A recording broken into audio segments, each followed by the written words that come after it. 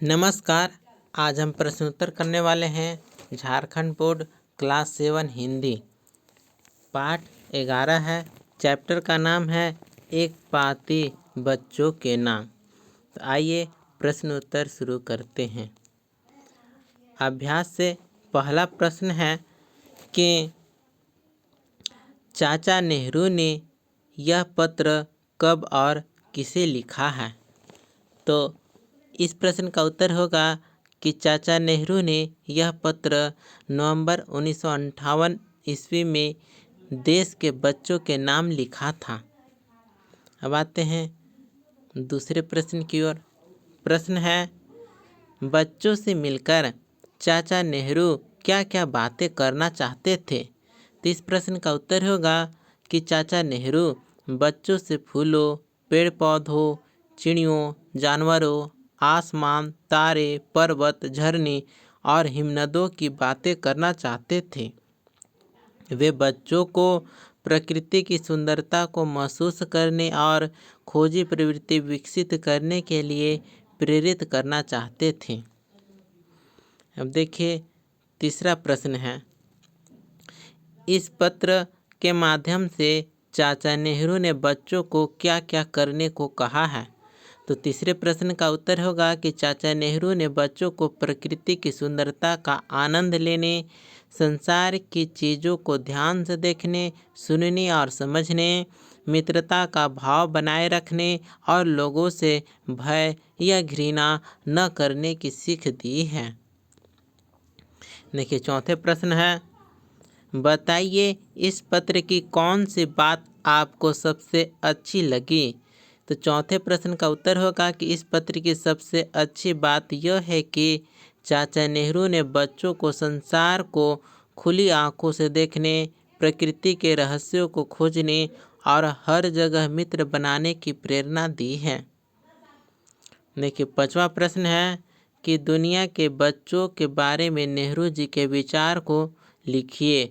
तो पांचवें प्रश्न का उत्तर होगा कि नेहरू जी का मानना था कि दुनिया के सभी बच्चे स्वभाव से एक जैसे होते हैं। वे खेलते, झगड़ते और फिर से दोस्त बन जाते हैं। वे बड़ों की तरह मतभेदों को लेकर भेदभाव नहीं करते। इसलिए बच्चों को हमेशा खुले मन से दुनिया को देखना चाहिए और सभी के साथ मित्रता करनी चाहिए। अब हम पाठ से आगे का प्रश्नोत्तर करेंगे। पाठ से आगे का प्रश्नोत्तर है, पहला प्रश्न है, कुछ उपाय सुझाइए जिससे प्रकृति की सुंदरता बनी रहे। तो पहला प्रश्न का उत्तर होगा कि कुछ उपाय निम्नलिखित हैं। देखिए पहला पॉइंट है, अधिक से अधिक पेड़ पौधे लगाने चाहिए। दूसरा पॉइंट है, नदियों और जल स्रोतों को स्वच्छ रखना चाहिए। तीसरा पॉइंट है, प्लास्टिक और अन्य हानिकारक कचरे को सही तरीके से नष्ट करना चाहिए। चौथा पॉइंट है, पशु पक्षियों को नुकसान नहीं पहुंचाना चाहिए। पांचवा पॉइंट है, वनों की कटाई को रोकना चाहिए। अब हम पाठ से आगे का दूसरा प्रश्न करते हैं। प्रश्न है कि पंडित नेहरू को चाचा नेहरू क्यों कहा जाता है। तो दूसरे प्रश्न का उत्तर होगा कि पंडित नेहरू बच्चों से बहुत प्रेम करते थे और वे हमेशा उनके साथ खेलते और बातें करते थे। इसी कारण बच्चे उन्हें स्नेहपूर्वक चाचा नेहरू कहकर बुलाते थे। अब हम तीसरे प्रश्न की ओर आते हैं। प्रश्न है, हम प्रकृति का आनंद कैसे ले सकते हैं।